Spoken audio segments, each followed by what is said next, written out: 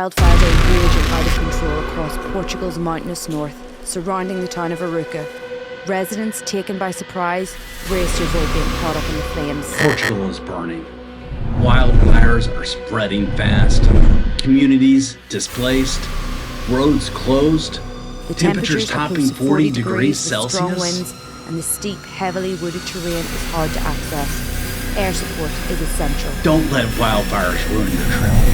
Planning adventure is still possible. Yeah. Due to several flare-ups, the authorities are urging people to stay indoors until further notice. Voluntary firefighters protect this land. Consider donating to support their efforts. It's more than a trip. It's conservation. It's adventure with awareness. Welcome to Atypical Vagabond, and I'm Carl. At least 2,000 hectares of forest have already burned. Several fires remain active in the centre of the country as well. All of Portugal remains on fire alert due to the ongoing unfavourable weather conditions. Picture this. You booked your dream trip to Portugal. Beaches, castles, wine. But instead, you're met with choking smoke, roadblocks, and a trip cut short because of a fire you didn't even know existed. This summer, Portugal is burning. But that doesn't mean you can't still have the trip of a lifetime, if you know what to do. I'm going to show you exactly how to travel safely during fire season and still have epic adventures, like flying over rivers at 70 kilometers an hour or racing through mountain forests on one of Europe's wildest coasters. So let's get into it. So, wildfires, they move fast. Like hour by hour fast. That sunny forest hike, it could be closed by lunch. That scenic mountain drive, it could be blocked without warning. So how do you stay ahead of it? You check 3 essential websites. IPMA.pt for weather. And for fire risk, you want to check the maps at Procliv, PROCIV.pt. for government protection alerts. And my go-to is the Focus.pt does live wildfire maps. Before I even thought about strapping into a zipline, I checked all 3 of these. It's like checking the weather app before skydiving. You just don't skip it. And when you pick your destination, here's how to make sure that it's not a trap. Personally, I love rural stays.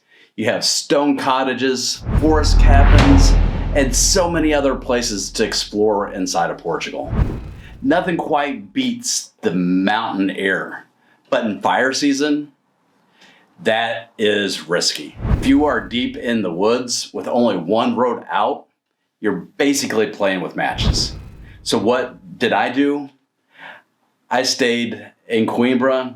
But another idea is to travel up a little bit north of Porto to Pitfalls de Varzim. It's a little village along the coast. It has fantastic seafood. It has clean air, has escape routes, and it has good coffee. But when I day tripped inland for my mountain adventure, but traveling from Coimbra, it gave me the safety of being close to the coast and the adrenaline of going into the interior. And that's where I found one of Portugal's biggest adrenaline playgrounds, Pena Adventure Park. Pena Adventure Park is in the Ribeira de Pena, and it's basically a playground for adults. Even during fire season, it's a smart place to go because it's a managed staff park with fire safety protocols, escape routes, clear signage, and this is what I did. I went on the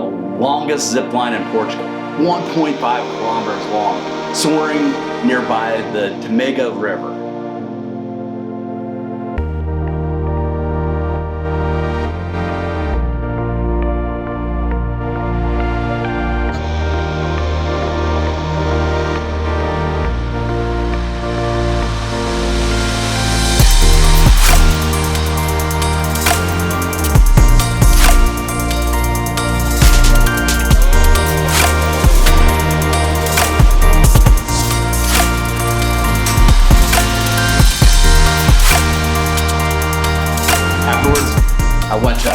gravity-powered coaster that you control as it twists through the forest.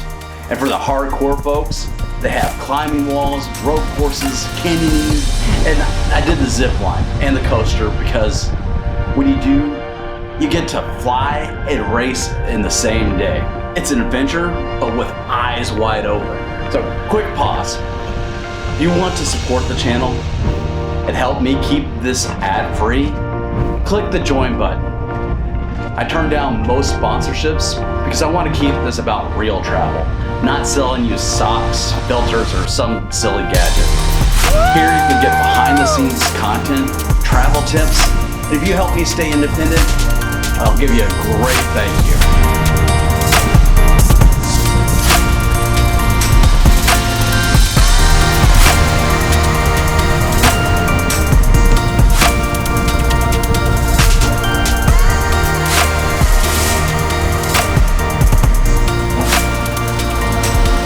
The third mistake that people make is to not have an emergency plan. Even at Pena, I was ready to leave. Why? Because fires don't wait for you to finish your ride. So here's what I packed. A small blanket, water, and a snack. A charged phone, and I brought my power bank. And all my maps that I have for Portugal, I keep them offline. Another thing is to have a face covering for smoke, a hat and sunscreen. And this is big. You got to know your exits in your hotels, on trails, even in parks. If things turn fast, you need to move fast. Even if you're nowhere near a fire, you can still get hit hard. So mistake number 4, underestimating heat and smoke. Heat stroke sneaks up on you fast, especially when you're active. And if wildfire smoke rolls in, that combo can wreck you. So here's what I did. I rode in early, before 11 a.m. I stayed hydrated. I continued to drink plenty of water, and I checked the AQI. That's the air quality index, using windy.com and IQ Air. It made a huge difference. So travel smart and don't get cooked. So mistake number 5 is making things worse. So here's the scary stat. 90% of wildfires in Portugal are human caused. That means people are tossing out cigarettes, they have illegal barbecues, they're parking their hot cars on dry grass. Portugal has a zero tolerance policy during fire season, and as it should. So be a smart traveler and don't be that spark. So while Portugal isn't off limits during fire season, it's just a different kind of trip. So it's important to stay informed, pick the right base, pack smart, respect the rules, respect the land, and yes, you can still have a spectacular adventure. I flew over the mountain ranges, raced through the mountain forest, and I came home safe. And ultimately, that is the goal. Adrenaline with awareness. If this video helped you, send it to a friend going to Portugal. And in the comments, would you do the zip line or coaster first? Stay safe, keep exploring, and I'll see you in the next adventure. Atypical. Take care, y'all.